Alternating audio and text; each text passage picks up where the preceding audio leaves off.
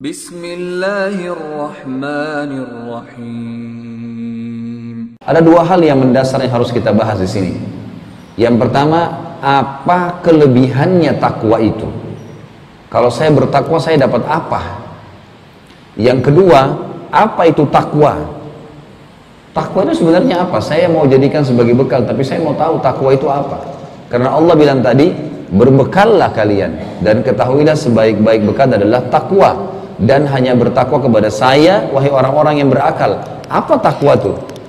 Ini nanti jadi inti bahasan kita.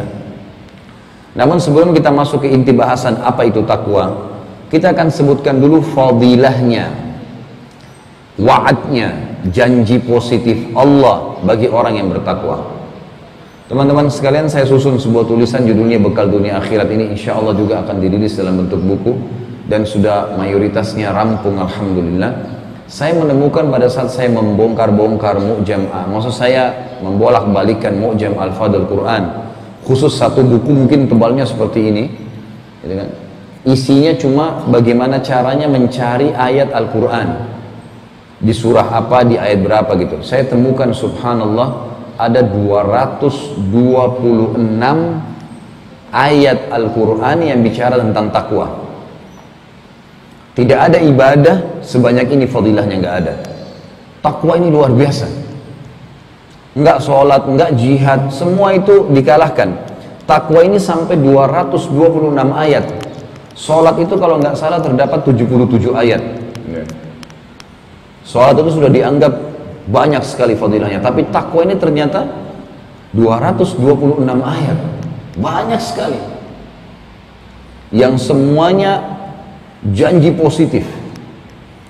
Saya akan sebutkan sedikit saja, ya, tidak semuanya karena terlalu banyak. Ada yang paling menarik dari 226 ayat itu, ada 4 ayat yang menarik perhatian saya.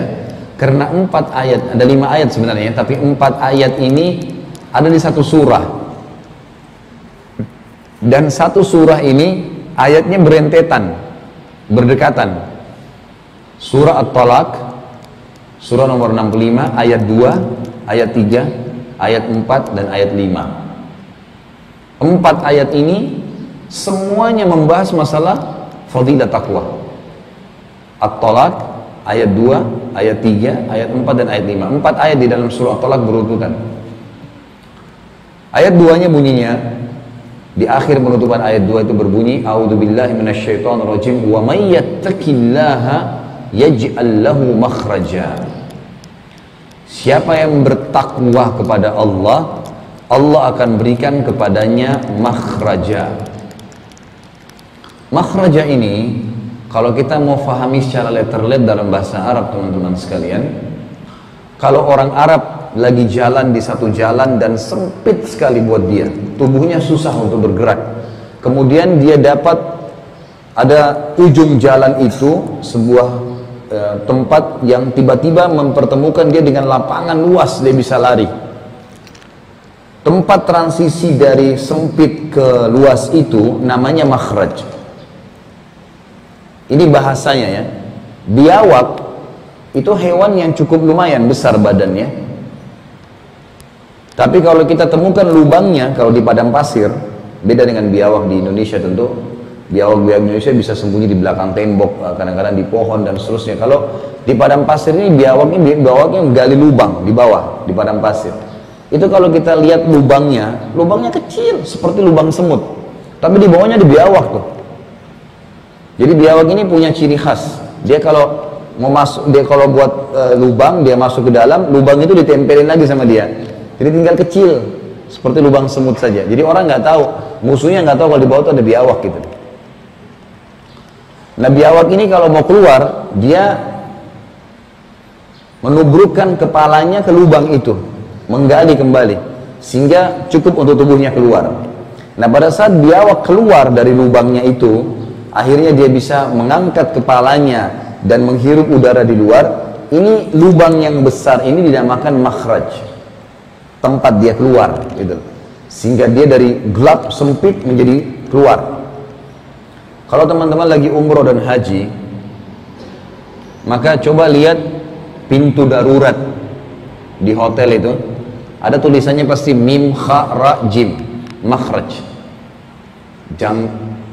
Jalan darurat ini kan, yang bisa mengeluarkan pada saat penting, lagi genting, liftnya mati, kebakaran, ditulis makhraj.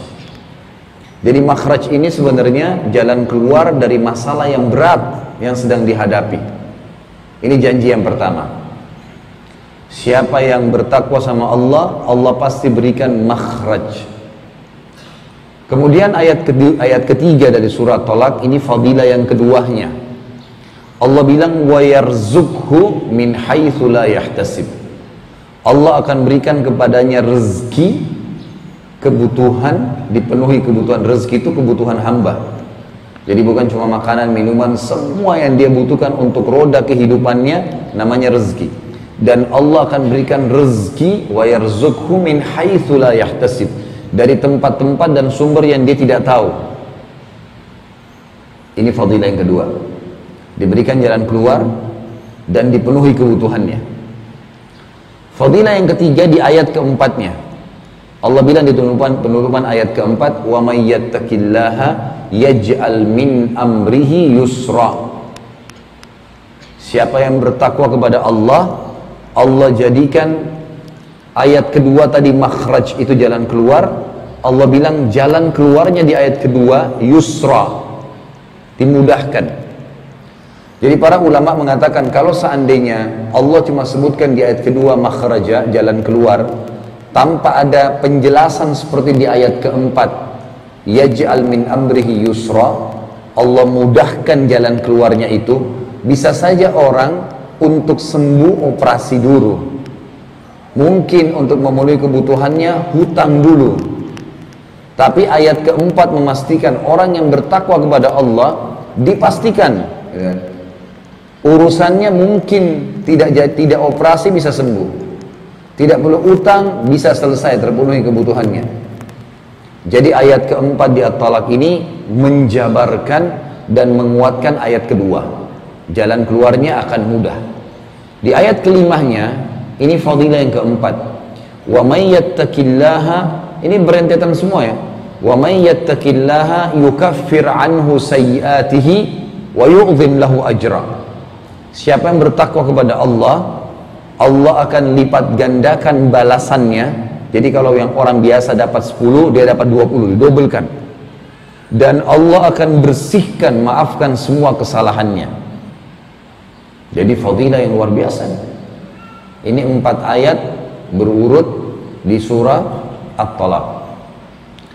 Ada ayat yang lain dan saya cukupkan dengan ayat ini di fadilahnya karena cukup banyak tentunya. Surah Al-Imran, surah nomor 3 ayat 133. Ini tentang surga. Kata Allah Subhanahu wa taala, "A'udzubillahi minasyaitonir rajim. Wasari'u ila maghfiratin min rabbikum wa jannatin arduha as-samawati wal ard uiddat lil muttaqin." Bergegaslah kalian, berlomba-lombalah kalian kepada pengampunan Tuhan kalian dan kejarlah surga itu.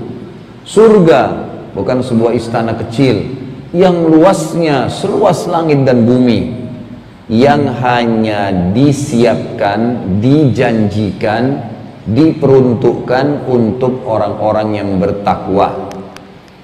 Artinya penghuni surga hanya orang yang bertakwa. Tidak bertakwa nggak bakal masuk surga.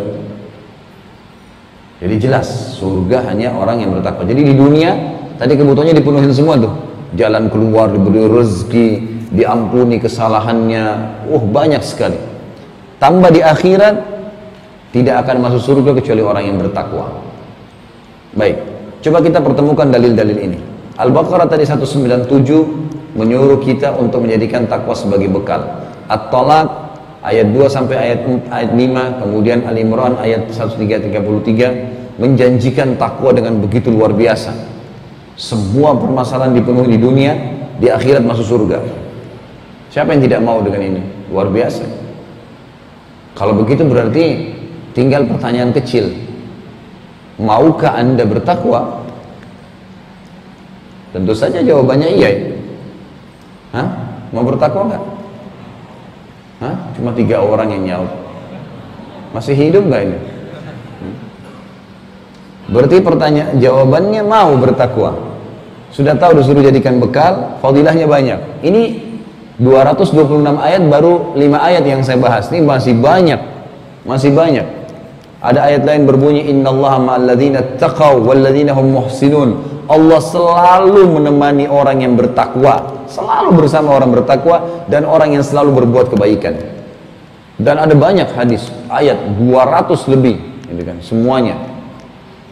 وثمود الذين جابوا الصخر بالواد وفرعون ذي الأوتاد الذين طغوا في البلاد فأكثروا فيها الفساد فصب عليهم ربك سوط عذاب إن ربك لبالمرصاد